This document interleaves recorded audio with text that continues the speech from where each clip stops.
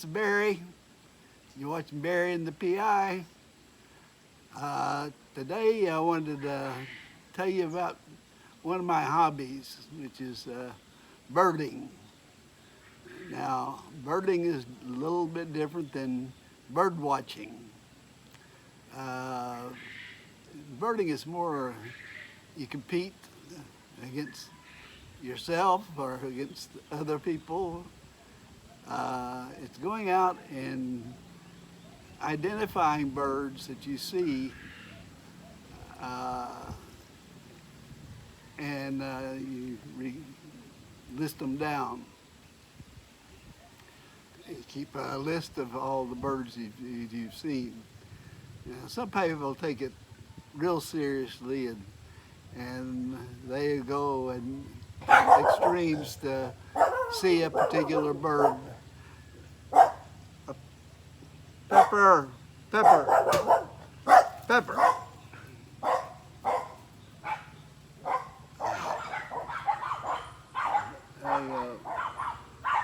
It's the girl on the motorbike. She's got them all worked up. And, well, yeah, so there's two things you need to become a birder. And to do it is a good pair of binoculars. These are not real expensive here. I've got a more expensive pair also. And you need some bird guides, bird books. This one is Western Birds of North America, and you see all kinds. It gives you descriptions and what their calls sound like. There's a bald eagle and the golden eagle. Yeah, there's the golden eagle there. So usually in America you can find these books at just about any bookstore. Here in the Philippines, I have not been able to find one for the birds in the Philippines. If any of you know where I can get one, please let me know. Leave me a comment, and I'll greatly appreciate it. I think maybe they might have one at one of the Philippine Eagle Research Center. There's a couple of those, I think, around the Philippines. It's down in, that one's in Davao in Mindanao. Davao is completely safe city to visit. You know, they warn you about going to places in Mindanao, Marawi, you don't want to go there. You don't want to go to the islands in the Sulu Sea because they do have some bad people down there. So that's what you need to do birding. Bird watching is more just a casual thing. Oh, you go out and you look at birds. Oh, I wonder what that is. You know, and it's but some birders go to great lengths to find maybe one particular bird, or during the Christmas weekend, they have the Audubon Society have a bird watch. See how many birds you can find in that 24-hour period. And some people go to great lengths. I know some, there were like 4 guys in Texas. They had the money to travel around. They start off in the morning in the hill country around Austin and San Antonio, and then get in a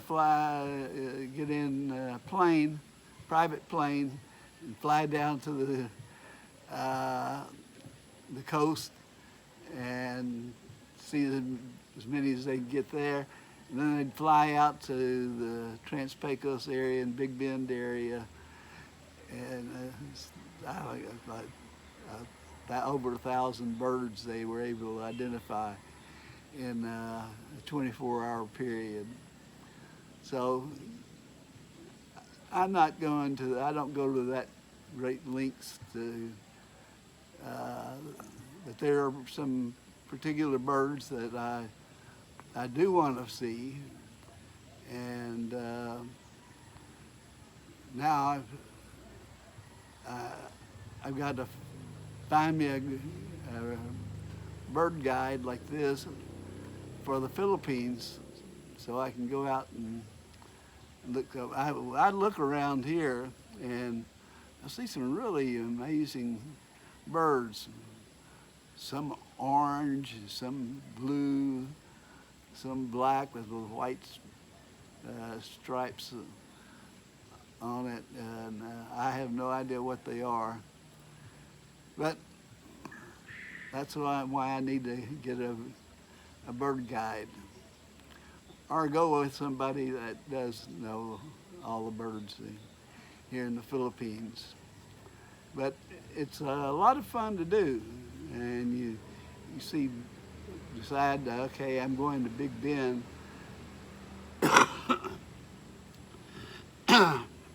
I want to see the Colima warbler, which is an endangered species, and it's only seen in Texas and in the Big Bend country.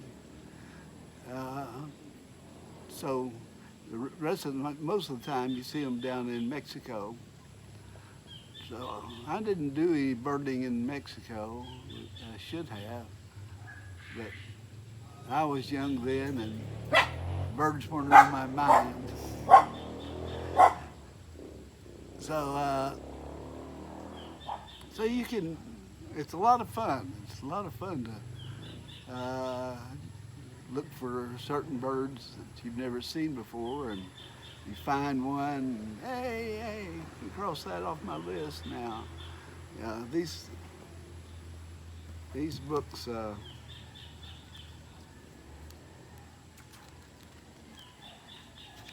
they'll have towards the back, they'll have a list of all the birds, and so when you find one, you just check it off there if you found that. And so I have several books that cover the United States, and as I say, we've got several different binoculars. I've got a pair of Nikon binoculars that they were a little expensive, but well worth it. So it's something that's just a lot of fun to do, and gets you out and out of the city and into the wilderness, and so it's always fun for me to go hiking around and not see anybody else. So that's the difference between birding and bird watching. I'm not really a bird watcher. I'm a birder. I'm out to find that bird that I have never seen before, cross it off my list. Okay, I'm hoping I'm going to be able to add this. We had a little critter came into our yard, and the way we knew he was there, or she, it was Lily, our hunter dog. She was out sniffing and found this critter, and if I can add that little video to this one, you'll be able to see it. So I'll have that up hopefully tomorrow. So I thought just talk to you a little bit about birding, and if you're more interested in it, or would like to go birding sometime, just let me know in the comment section, and we'll see about planning a trip. As I say, the national park is right over here on the west coast, and it's got monkeys in it too, so we can see those. And there's a lot of different birds, Filipino birds, in that park. So it's a good birding park. So that's about it. Nothing else going on, but the critter, well, I'll tell you, it was a lizard of some type. And I've been trying to look for it, and closest I've come to it is maybe it's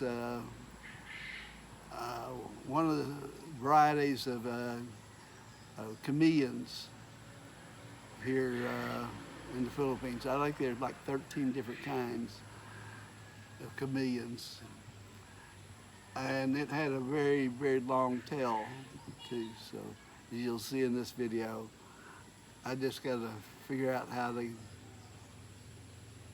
get that attached to this video.